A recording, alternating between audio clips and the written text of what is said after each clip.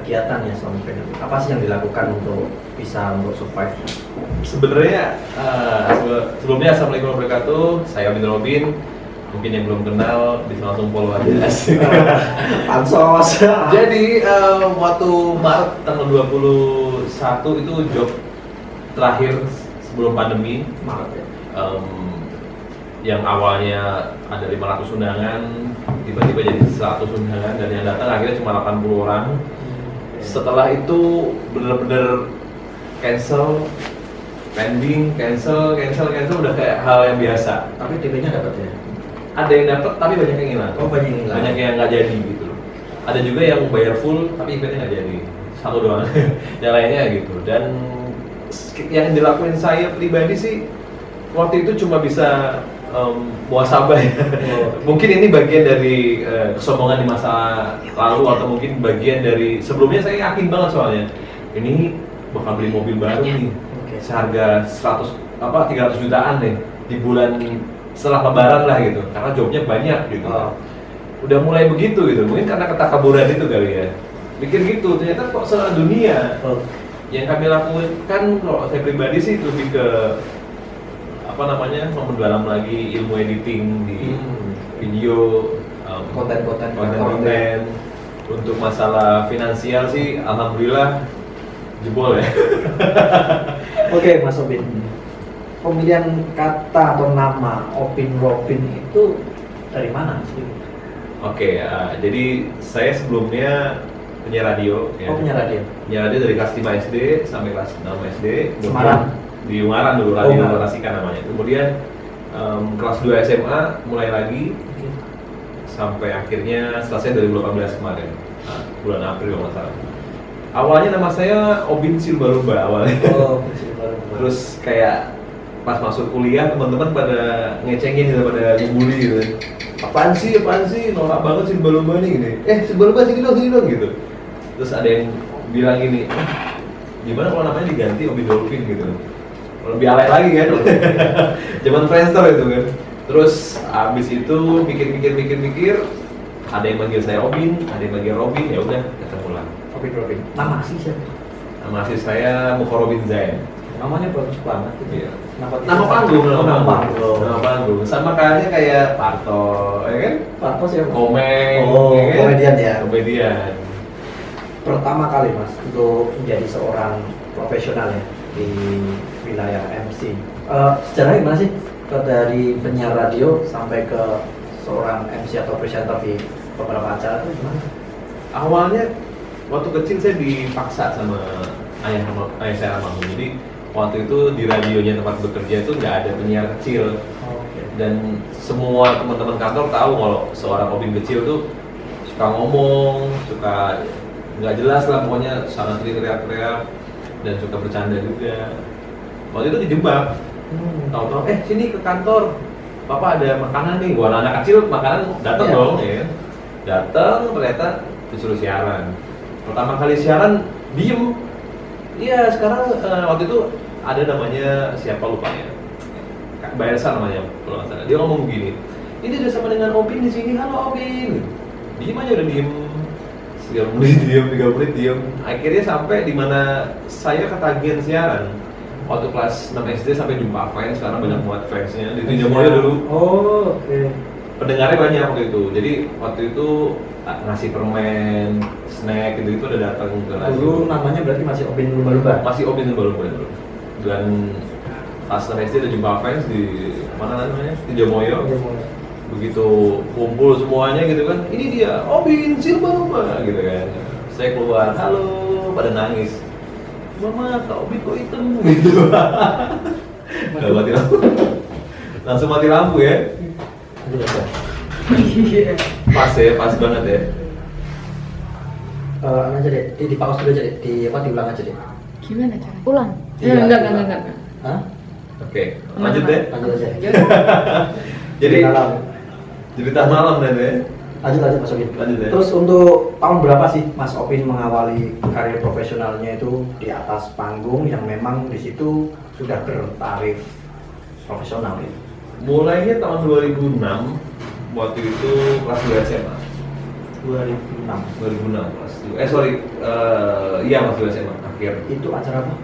Acaranya namanya Rasika Idol. Jadi kontes nyanyi, Oke. tapi ya dari lokal Ngaran dan sekitarnya waktu itu. Saya waktu itu acaranya ada 2, pop sama dangdut. Oke. Dibayar waktu itu pertama kali 25.000 sekali 25.000. show 3 jam Awalnya. awalnya. Tapi udah seneng banget ya. Ya karena waktu itu sudah paham duit ya, jadi rasanya kayak ya udahlah buat beli, zaman dulu masih ngerokok, buat beli rokok lah gitu. Oke. Selain jadi MC Mas, pengalaman apa sih yang membuat seorang Opin Robin itu terus sekarang kan saya lihat postingannya ya lebih ke Islam ini. Gimana sih perjalanannya dulu yang pernah saya dengar ya, ini benar atau enggak nih? MC di klub malam, acara-acara yang tanda kutip ya anak muda banget. Sekarang udah menghindari ya? Kalau yang di bar pasti menghindari. Menghindari ya. Itu gimana perjalanan seorang Opin Robin memilih untuk ya membatasi diri deh untuk yang tidak seperti itu? Saya itu sebenarnya dulu punya visi waktu saya kuliah ambil public relation di UNIF tuh. Visi saya bisa memakmurkan sekitar saya. Misalnya di sana ada orang yang bermanfaat tapi kurang blow up gitu. Oke. Blow up. Ada produk yang kurang ya bermanfaat tapi kurang blow up, saya bantu gitu. Waktu itu saya tertarik di dunia marketing awalnya. Terus kemudian ada teman saya bilang, "Bim, ada lowongan nih di klub." Gitu ya. Ya udah saya langsung lamar di sana, terima. Dan di situ emang bener sih, lingkungan menentukan dan orientasinya jadi berubah gitu. Ya awalnya mungkin agak sedikit ekstrim ya omongan-omongan orang, karena saya yang biasanya ngebentuk party, terus ngedatengin banyak komunitas untuk ya menikmati malam. Ya tiba-tiba saya selesai, pasti banyak yang kontra. Seberapa besar peran seorang fans Opin Nation terhadap karir seorang Opin Robin yang ditakutkan kalau saya move on atau saya hijrah, lantas saya nggak punya beban? Waktu itu saya mikirnya masih datar aja ya. Kalau misalnya posting yang baik-baik, followernya berkurang. Oh gitu ya? Itu mikirnya dulu kan. Harus yang nyentrik-nyentrik gitu ya? Harus yang lucu-lucu, Lucu. harus yang update terus gitu lah. Terus kembali lagi ketemu sama momen dimana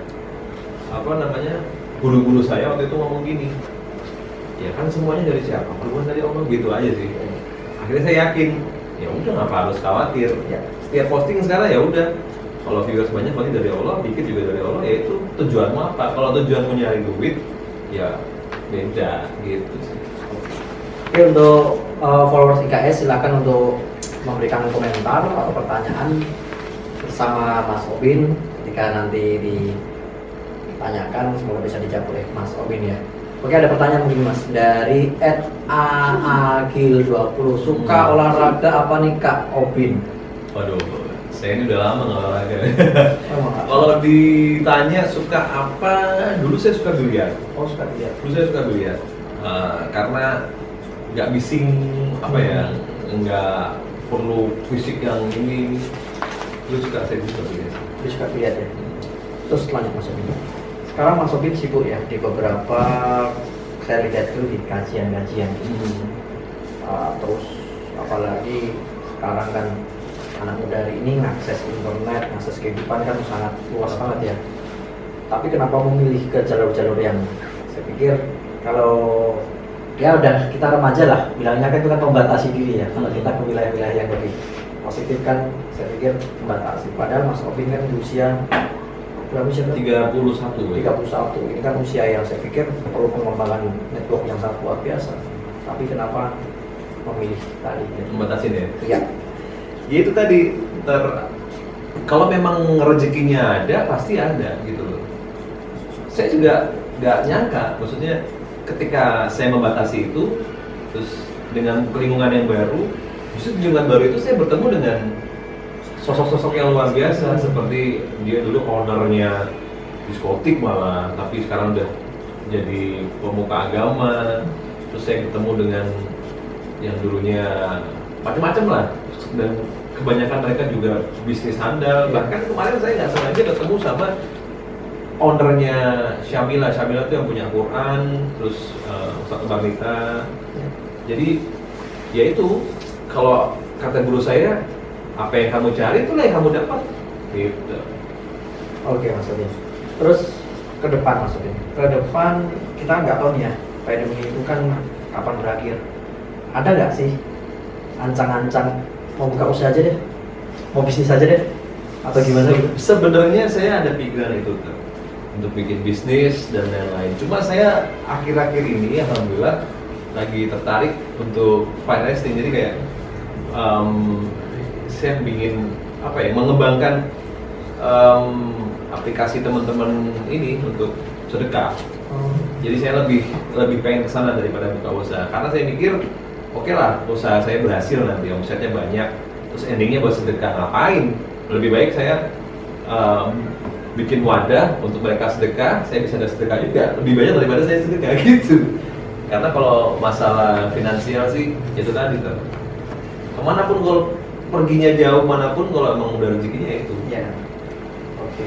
Lanjut lagi pertanyaan Mas nih. @tista@klias, Kak Opin dulu siarannya di mana aja mungkin ya? Dulu yang pertama di Radio Rasika, namanya di Ungaran. Ungaran 105,6, terus lanjut ke RCTI-FM 1012 karena jadi radio dangdut kalau nggak salah ya. Terus lanjut ke 105,2 SSFM, terus ada Si Radio 93,4 FM. Sekarang masih aktif radionya, makin keren. Ya itu. Oke, mau tanya lagi nih. Beberapa waktu yang lalu Mas Opin sempet ya ke Jakarta tuh, di acara talk show yang ya kita sebutlah hitam putih ya. Karena mungkin ketidaksengajaan Mas Opin, karena memang Mas Opin punya habit ya untuk memviralkan segala sesuatu ya, yang sifatnya sosial ya. Jadi kebetulan dilakukan kepada bapak-bapak penjual bensin kalau nggak salah. Di situ langsung viral, akhirnya menarik sebuah perhatian, ditariklah ke Jakarta. Itu awalnya seperti apa ya? Kalau awalnya sih kenapa saya bikin gitu ya? Dulu ya saya mengajak orang-orang buat party gitu. Kok gampang banget gitu. Dan kok jadi tren. Dulu Semarang belum tren dugem tuh. Dan alhamdulillah Mas Opin yang nge-training gitu? Iya, dulu kan nggak ada. Jadi Makanya saya pikir ini dosa jariah nih. Jadi dulu dugem nggak. Terus tren bar itu belum ya? belum. Anak-anak muda aduh mahal dan lain-lain gitu. Akhirnya saya educate mereka, akhirnya mereka jadi kebiasaan, akhirnya mereka berani spend money buat melakukan itu, dan saya pergi dari dunia itu, mereka masuk di sana. Nah, gimana caranya ya saya coba dengan itu. Niatnya sih yang awal sih emang saya pengen apa ya, mengingatkan diri saya buat bersyukur. Jujur ya, saya orang yang susah banget sedekah, susah banget ngeluarin duit. 2.000 kadang mikir, 100.000 nih misalnya, seminggu masih mikir nih, ya Allah kemarin saya udah 100.000, sekarang nggak usah lah gitu. Nah itu saya bikin memang tujuannya untuk saya berani untuk ngasih lebih gitu. Takut ya sih kalau ada sebuah statement atau stigma masyarakat itu ladang pansosnya. Pasti itu. Yang menumpang dari sebuah penderitaan orang supaya dia ada sampai yang begini loh. Orang lagi kerja kok di video gitu.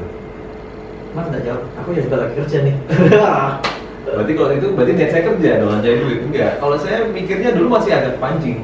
Karena ya saya belum paham bahwa kalau ada seperti itu ya mendingan doain aja gitu. Saya belum paham itu. Saya waktu itu sejak ya kenapa enggak? Akhirnya banyak yang doain dia kan. Ya. Pasti ada yang nggak suka. Saya diem pun aja ada yang nggak suka. Apalagi saya gerak. Jadi mendingan gerak aja ya. Gerak aja. Jadi nggak hanya itu ya, Mas. Nggak hanya sebuah pujian, tapi hujatan pasti datang ya. Saya justru lebih suka dihujat. Oke. Kalau misalnya dipuji, jadinya lupa untuk berbuat yang lebih baik lagi. Tapi kalau dihujat, oh berarti aku ada yang salah nih. Oh makasih ada yang kurang nih. Gitu. Walaupun yang hujat kadang keluarga sendiri gitu. Itu jadi kayak pengingat aja gitu loh. Kalau orang-orang yang Anda pernah Mas Opin blow up gitu, pernah nggak sih ada yang mereka akhirnya Mas di take down aja deh, Mas gimana? Oh, ada. Karena kenapa terus Gimana ceritanya itu? Kalau yang sekarang masih viral itu ada di Baitur Rahman, jadi ada kakek-kakek penjual daun kelor. Itu viral terus dari tahun 2019 setelah Pak Tarsono itu dia viral terus saya mau videoin tiba-tiba keluarganya ada yang DM, Mas tolong dong bilangin teman-temannya jangan viralin mbah saya malu gini. Saya mau berangkat tuh terus loh kenapa harus malu gini. Ya enggak Mas malu pokoknya jangan ya. Akhirnya saya nggak video. Ada juga yang kemarin yang penjual kerupuk tunanetra yang pasangan itu kakaknya itu ada yang kakaknya atau siapa saudara kandungnya pokoknya itu ada yang nggak terima si masnya itu di viralin gitu loh, tapi bukan ke saya, ke ada namanya akun berita viral dunia itu dia di ngomongin kalau malu Mas tetangga pada ngomongin dan lain-lain. Si akunnya itu si berita viral tuh bingung gimana nih Mas cara nanggapinnya, dia takut gitu loh. Terus saya bilang gini, justru kamu harusnya malu kalau Mas Faisal ini nggak ngelakuin apa-apa, cuma minta-minta di lampu merah, itu malu. Ini dia ngelakuin sesuatu. Kenapa saya bilang kayak gitu? Kalau nggak ada yang berani ngomong, makin banyak orang yang, ya udah deh, kebaikannya hilang. Tertunda ya. Tertunda kebaikan tuh menurut saya, kalau kita diem itu kita salah, ya kan? Kalau kita ngomong, aduh ini ria ya, itu ria gitu loh. Jadi ya sampaikan aja gitu. Ini kita ada pertanyaan lagi Mas dari Mufidah Wulan.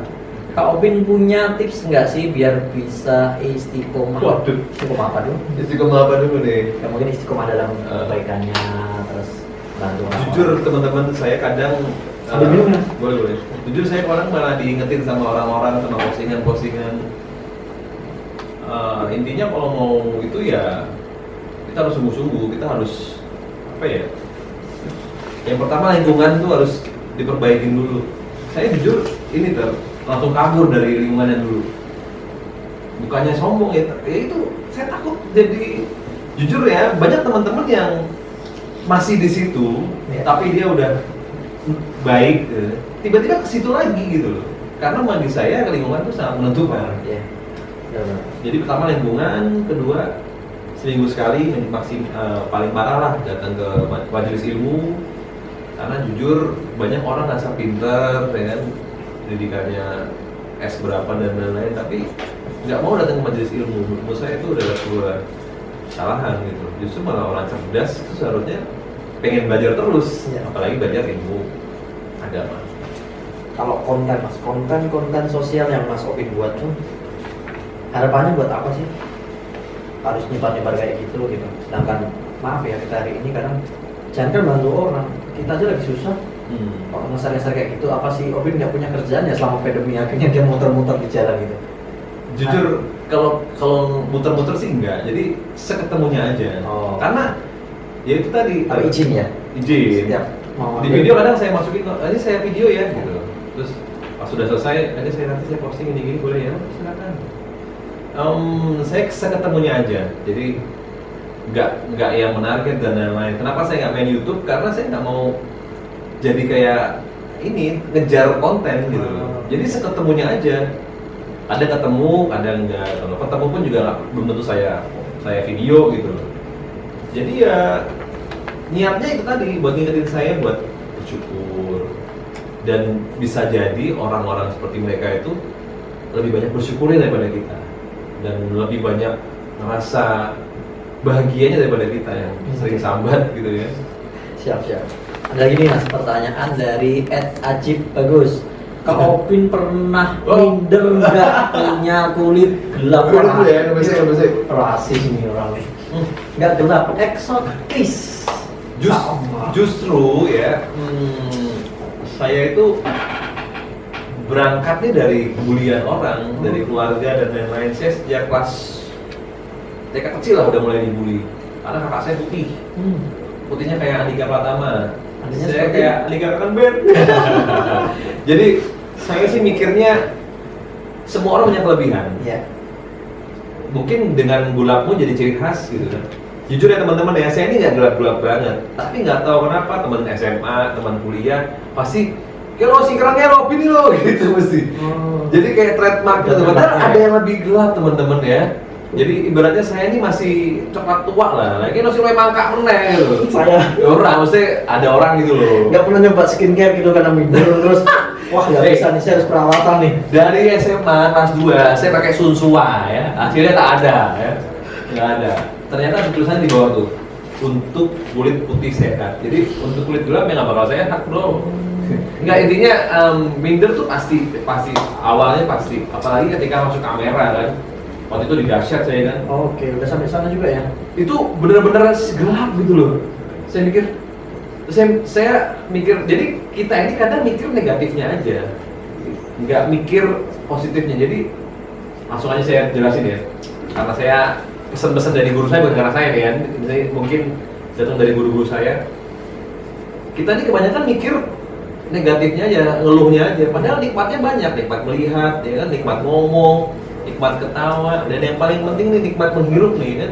Wah, Sampai nggak bisa nafas susah lagi. iya, ada teman saya tuh ngomongnya gagap gitu loh. Dan teman-teman harusnya bersyukur, kulitnya juga sehat ya kan. Ada yang kulitnya, mohon maaf, parah gitu juga banyak gitu. Jadi lebih baik bersyukurnya aja. Ini malah bahas skincare sampai kulit. Kak, gimana caranya dari glowing ya? Gimana dari? Nikah tahun berapa mas? Saya 2018. Udah 18. Udah punya anak ya? Alhamdulillah. Lu ceritanya gimana bisa nikah? Waduh, itu ya awalnya teman-temannya jujur ya, dari omongan adalah doa ya. Jadi ketika teman-teman tanya, iya kapan rabi gitu kan? Gimana kapan nikah ya? Doain tahun ini akhir Berarti tahun. usia berapa? Waktu itu 29. 29 ya nikah ya? Akhir tahun doain ya. Mesti maunya akhir tahun ya doain ya, 2012 ya doain ya. Dan waktu itu lagi aktif-aktifnya di kajian ya. Karena beberapa kali kajian terus kayak gitulah. Setelah aktif ya itu nggak sengaja ada panitia yang akwat itu minta fallback gitu. Emang fallback tuh haram ya gitu. Akhirnya saya fallback Ya. dan saya orangnya kalau belum kenal nggak bakal lihat story Instagramnya. Nah kebetulan si cewek itu, si akwat itu mention saya di acara, dan dia posting lagi sama temannya cewek. Nah akhirnya dia posting, saya ngomong aja waktu itu, wah ini ya, masya Allah temanmu ya gitu.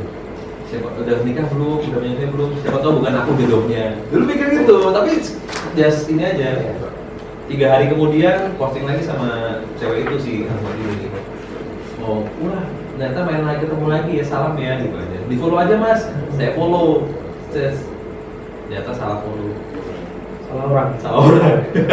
Dan kemudian baru setelah hari berikutnya baru follow yang si saya ini. Ya, aslinya ya. Terus saya langsung ngomong, kamu tahu maksud saya apa? Jadi ya udah gimana, kapan bisa ketemu orang tua kamu? Cepet gitu.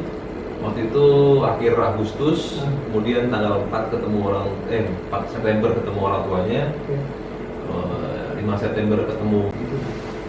Selisih berapa tahun? 6 tahun kayaknya. 6 tahun. Kenapa 7 sih? 6 ya? 6. Ada pertanyaan lagi mas. Apa? Mufidan Mulan nih.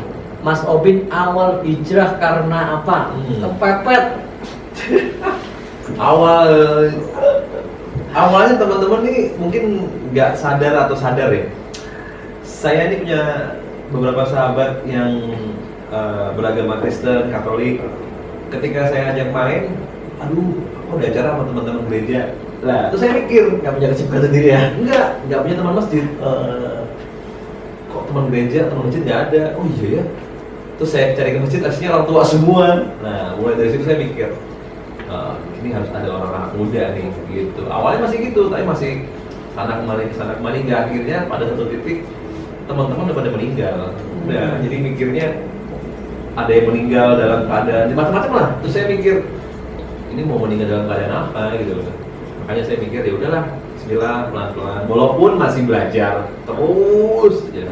Karena ya manusia, apalagi saya berangkat dari dunia entertain, masih banyak melihat yang tidak harusnya dilihat dan lain-lain. Jadi ya intinya saya harus mempersiapkan kematian aja.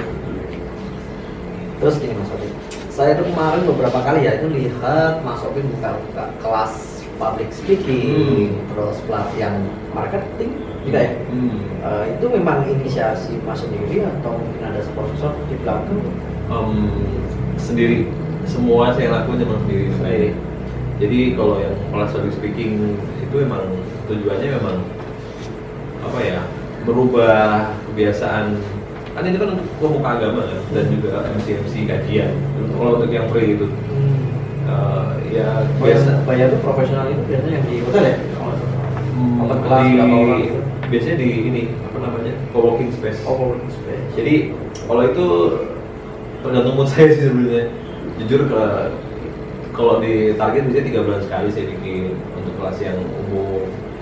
Terus untuk yang private saya buka terus. Antusiasnya kan Lumayan. Kemarin waktu pas sebelum pandemi sebenarnya ada kelas khusus dan alhamdulillah udah 30-an yang daftar itu. Tapi karena pandemi akhirnya jadi cuma 9 orang yang daftar. Ya banyak orang yang punya potensi tapi tidak maksimal. Jadi saya berangkat dari situ. Tanya lagi nih Mas, dari @mama_santi dulu pernah MC di klub mana aja? Waduh, jangan sebut merek ya, sebut merek ya, promosi nanti. Semarang, Jogja, Semarang, Jogja, ya. Semarang, Jogja. Luar kota lagi? Luar kota lagi, belum, jangan bilang belum dong, berarti ada lagi dong, jangan. Ya, lagi nih Mas, @dumunduf. Mas Obin kenapa milih nge-MC daripada siaran radio? Oke. Jadi kalau ngomongin kenapanya, karena saya menikmati jadi MC, jujur, karena saya suka suara tepuk tangan, ibaratnya gitulah ya. Terus suka ketemu banyak orang ketika di atas panggung. Kalau radio sebenarnya sih oke aja, cuma ya lama-lama nggak ada pendengarnya. Itu tadi, karena manusia itu melakukan sesuatu butuh pengakuan, butuh feedback dari manusia lainnya gitu. Jadi ya saya mikirnya, lebih efektif MC dan tempat saya rasanya lebih di MC ya udah. MC apa aja sih Mas sekarang yang dilakukan Mas? Kalau saya sih lagi konsen ke MC wedding. Weddingnya. Karena saya dapat beberapa keluhan dari klien-klien bahwa banyak MC yang cowok jarang lah, yang cowok tuh jarang gitu. Terus banyak kan yang kaku dan ya bukan saya merasa lebih baik ya. Cuma paling enggak berangkat dari keluar itu saya harus banyakin kesana gitu. Karena sebelumnya saya kan aktifnya di pensi. Mungkin teman-teman yang pernah nonton pensi, sehingga saya sejak 2012 kalau nggak salah. Jadi kita pernah ketemu ya, berapa ya? Di kampus TV Bicara. Oh iya, itu saya seminar ya. Seminar juga ngisi juga ya. Kadang ngisi juga sebagai narasumber juga sering. Waktu itu saya sebagai moderator. Moderator ya. Mas kan jadi ini harus jadi pembicara kan. Provokator. Oke, untuk teman-teman yang punya usaha bisa kalian promosikan melalui KS TV atau di acara podcast. Silakan hubungi admin kami, nanti kita akan bantu mempromosikan usaha-usaha Anda yang bisa lebih maksimal dalam promosinya. Oke Mas Udin, kembali lagi Mas Udin. Ke depan kita nggak tahu ya, 10 tahun bahkan sampai 20 tahun lagi nih kehidupan seperti apa. Ada nggak sih ancang-ancang seorang Obin 10 tahun lagi mau jadi apa nih? Wah, itu tadi kan tadi nanya kan mau buka bisnis apa gitu kan. Ya saya nggak mau buka bisnis, saya maunya buka buka lebih lebar lagi teman-teman yang gerak di bidang sedekah gitu. 10 tahun lagi saya punya cita-cita ya, saya sedang lagi duduk di depan Ka'bah ya kan. Saya lagi lagi itikaf di sana. Terus sementara di Indonesia teman-teman lagi aktif ya ngumpulin sedekah dan lain-lain, dan di belakang saya teman-teman penggerak sedekahnya itu lagi pada umroh bareng gitu sih. Saya pengennya ya lebih bermanfaat aja. Kalau dulu saya bisa berhasil di duniawi, kenapa nggak untuk kebaikan saya nggak bisa gitu. Ini gini, kalau sama pandang rasional aja Mas, misalkan kalau mungkin saya orang rasional kan Mas harus punya pendapatan dulu, bisa ngomong orang lain, jangan sampai stigmanya yang kayak orang biasa ngomong. Kamu bantu orang di rumah aja masih susah. Akhirnya orang mau bantu lewat Mas Obin, tapi dia mikir jangan-jangan dibuat makan nih. Nah, ada nggak sih pencapaian ataupun rencana atau bisnis yang rasional gitu menurut saya? Oh, oke. Kalau kos kayak yang ada wujud gitu maksud saya. Oh, kalau misalnya bisnis, saya lebih ke kuliner sih. Oh, Kuliner saya punya satu cita-cita ya, di mana di situ ada satu kuliner yang tiap hari Jumatnya gratis gitu. pernah ditawari orang yang punya Modal gitu. modal finansial cukup untuk Mas Obin ini kan kamu punya modal Hmm. terkenal bisa untuk mempromosikan segala sesuatu, mau nggak usahain? Pernah? 4 bulan yang lalu orang itu nawarin, saya punya modal gini tolong cariin franchise. Saya nyari ada beberapa yang cocok, tapi emang si punya usaha itu belum mau di franchise gitu. Oh, Dan saya tipikal orang kalau membuat sesuatu harus maksimal dapatnya gitu, dan saya yakin ini maksimal gitu. Dan kalau misalnya belum nemu ya menurut saya nanti dulu gitu, daripada nanti dia ngeluarin uang 100 juta misalnya tapi hasilnya nggak ada gitu kan, perlu perhitungan ya kan? iya, panjang juga. Apalagi harus tanggung jawab sama orang lain kan. Iya. Ada pertanyaan lagi Mas, Stephanie_Rowe, kalau diminta ngajari public speaking tanpa dibayar mau nggak Mas? Minggu depan saya itu, Oh, ada ya? minggu depan saya emang ada wakaf profesi hari Selasa. Jadi saya tiap bulan rencananya mau bikin wakaf profesi. Khusus nggak? Khusus pasti. Nantinya khusus khusus ya apa gitu? nantinya ada kategori-kategorinya. Oh gitu ya. Misalnya nanti saya akan menuju ke guru-guru, Oh, gitu. terus khotib-khotib Jumat karena banyak yang mungkin ngerasa pas lagi gurunya mungkin kaku dan lain-lain gitu. Pakai proposal Jadi nanti kalau yang guru rencananya sih profesional. dari murid-muridnya, jadi ini mas guru saya mas gitu.